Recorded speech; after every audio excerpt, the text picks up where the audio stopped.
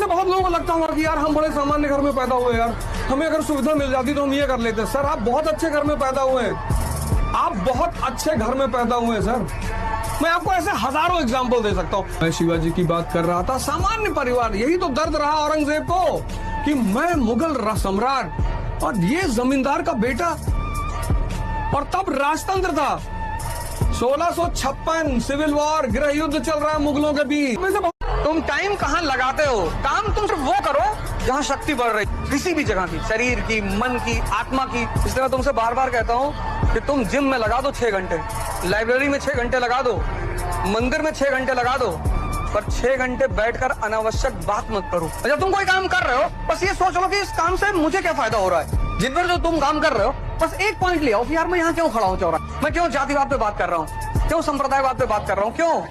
तुम्हारी मेहनत में कमी नहीं है, तुम्हारी अप्रोच में कमी है। दिमाग का मिसयूज नहीं करना है। तुम सबके पास एक इतनी जादू भरी चीज है, मतलब मिरेकल, ये भगवान का अगर आशीर्वाद रहा, तुम कभी इसको समझ गए कि यार मेरे पास एक बहुत बड़ी जादू वाली चीज है, दिमाग। और जिस दिन तुम इसको इस्तेमाल करना जान गए, दुनिया में सिर्फ एक ही चीज सीखना है, दिमाग को इस्तेमाल करना। 99% को पता ही नहीं। तुम युद्ध करोगे, दिमाग काम आएगा। तुम पढ़ाई करोगे, दिमाग से करोगे।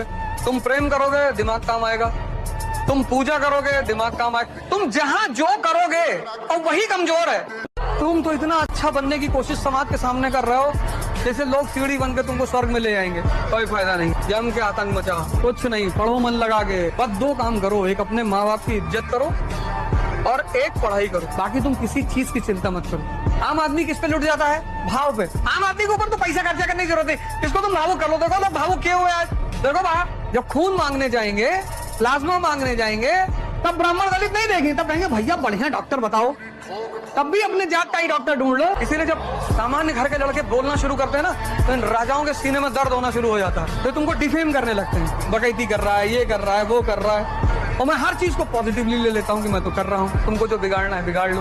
ये चारों तरफ से मेरे ऊपर हमला करते हैं और उसको पकड़ के तोड़ देता हूँ। तो ललन टॉप ने कहा कि क्या आपके बारे में है कि आप डकैती बहुत करते हैं? मैंने कहा चंबल की डकैती और अवधोजा की बकैती, ये तो सन्नाटे में आके बैकफुट चले गए। क्योंकि जब तुम्हारे ऊपर हमला होता है तो आमतौर पर तुम बैकफुट हो जाते हो।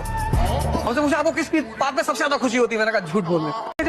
भगवान राम से कोई क्यों बदतमीजी नहीं कर रहा? सब जानते, निकाल के ताड़ चाट डाल देगा। ताकतवर आदमी है ना भगवान, मतलब कौन? जिसके पास शक्ति है।